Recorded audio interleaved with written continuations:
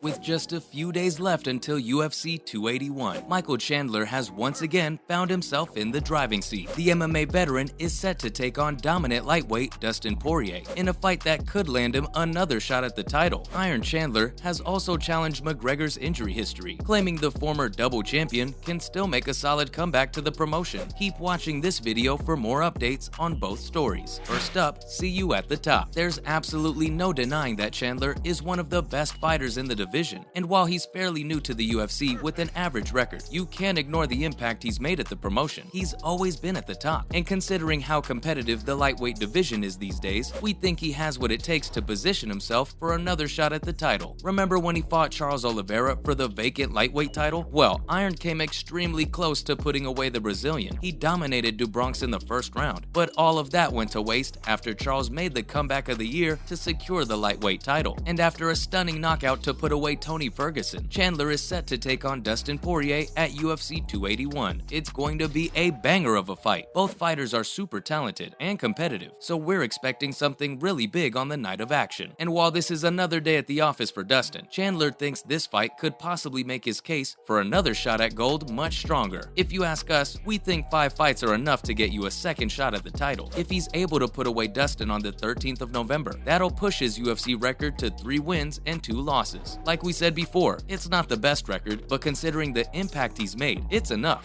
Next, Dana White privilege? Nothing is confirmed yet. We have no idea whether Uncle Dana would consider giving Chandler another shot at the title if he wins at UFC 281. Heck, we're not even sure if he's going to win since he's going up against an absolute unit. But we're a little confused here. If nothing is confirmed yet, why is everyone saying Michael has the good old Dana privilege? Let's not beat around the bush here and say, oh, that doesn't even exist. It exists. Want an example? Conor McGregor. But anyway, back to Chandler. It's not so much about having Dana privilege, to be honest. It's about what he's done with the opportunities given to him. He might not have won against do Bronx, but he still gave fans their money's worth by putting on an epic performance. When Dana matched him against Tony Ferguson, he shocked the entire world with a brutal chin kick out of nowhere to send El Cucuy packing. We're not sure what you think, but that's still the KO of the year for us. So yeah, what we're trying to say is Chandler might not have the most impressive of records, but he's still made his mark. He's given it his all on every single occasion, regardless of the result. And the fact that he's been able to stay on top in such a competitive division is jaw-dropping. He deserves a lot of credit, and we're not saying he should get a title shot right away. Another challenge after Dustin should be enough to see whether he's ready again. Moving on, starting fast. Another reason why we think Chandler has managed to find himself on the same page with fans and the UFC press is because of his explosive fighting style. He never steps off the gas. Remember his fight against Justin Gaethje? What a fight! A serious contender for the fight of the year. Both gentlemen absolutely butchered each other, giving it their very best. But did you notice how even at the end, when his tank was completely empty, Iron refused to stand down? He didn't care if he was breathing fast or eating up shots. He kept trying to land something significant to finish off the dangerous striker. It's what he brings inside the octagon. The fact that Dana happens to like that particular fighting style isn't exactly a privilege. It's called being daring and confident. He has a huge fan base because he goes out to finish the job. He doesn't hang back or try to score some points to win the fight or something. He goes in for the kill every single time. It's exciting, and at the end of the day, it's good business. So let's see how things play out in the division. We're hearing talks about a potential Alexander Volkanovski versus Islam Makhachev fight sometime next year for the lightweight title. Regardless of who wins, if Chandler is able to secure a victory at Madison Square Garden, he'll be at the front of the line for the next shot at the title. Following up, a lot of respect. Apart from his explosive fighting style, we really appreciate how respectful Chandler is to fellow fighters. He loves to talk a bit of smack, but he never gets personal. You know, it's just promotional at the end of the day. And speaking of his next opponent, Iron has a lot of respect for Dustin. For starters, he's been at the very top of the division and has experience fighting some of the best in the lightweight division. Khabib, Justin, Conor, Charles, and even Holloway when he used to fight in the featherweight division. So he's bringing way more experience, and Michael respects that. Even if we forget all that for a second, Dustin has 28 fights up his sleeve. Imagine all the stuff you learn in 28 fights. That's incredible. And what's even more amazing is that he's still going. He's still signing contracts to take on aggressive fighters like Chandler, capable of doing some serious damage. We also think this is going to be Michael's toughest fight yet, because even though he likes to come out super aggressive, Dustin has a habit of dictating the fight. He loves controlling the rhythm and pace. And if you ask us, we think that's a riddle Iron will have to solve if he wants to win this fight. Speaking to the media, Michael acknowledged how Poirier is bringing way more to the octagon than him. He's a seasoned fighter with a lot of weapons, but adding his name to his resume is a lifelong dream. Up next, the injury-prone theory. Remember a couple of months ago when a lot of fighters were talking about how Conor's fighting days are over now? Justin Gaethje was pretty vocal about it. He talked about how the Notorious is done as a fighter now. Even Holloway said it, but he didn't go all out like Justin though. He talked about it in terms of his legacy. He said Conor has done enough now and has no need to come back. But literally everyone cited his injury as being the biggest factor of all. And while it does make a lot of sense why they would say something like that, Chandler disagrees. He thinks Conor's love for fighting will make it extremely hard for him to sit out and retire. With so many losses to his name, he wants to retire with a few W's, right? Because if we look back through the years, McGregor has been unable to register a single victory in more than 3 to 4 years. So we don't know who Conor's gonna be after that injury, but he loves the fight game. I think he wants to come back no matter what, and why shouldn't it be me? Now that's really interesting. Who is he going to be after that injury? Better? Worse? Only time will tell. All we can do is try to predict things. Last but not least, an average fighter? Before we talk about who Conor will be when he comes back, we want to get one thing out of the way. We're not even sure whether or not he'll come back, to be honest. He's living the life right now, filming movies for Hollywood, managing his multi-million-dollar businesses, waking up on silk sheets, and spending time with his family. That's the sign of a retired fighter. But let's entertain Chandler's thoughts for a second. Who will McGregor be when he comes back? We're not gonna lie, we think he's going to be an average fighter now. He's past his peak, and the most he can do is attract more eyes and sell out events. Apart from that, we think his days are over. We could be wrong though, who knows? If he's able to revive that hunger in him, then he has the potential to win a title all over again. But if he's going to be the McGregor we've known for the past couple of years, we think it's not going to be a grand return. It'll just be to mint some money and exit with a bonus. And maybe that's what Chandler's after too, a huge money fight to set him up for life. That's it from our side, folks. So what do you think? Does Chandler have enough to defeat Dustin at UFC 281? And does he deserve another shot at the title after this one? Let us know in the comments below. Remember, don't forget to hit the like button and subscribe to our channel for more interesting videos in the future. Thanks for watching, guys, and we'll see you next time.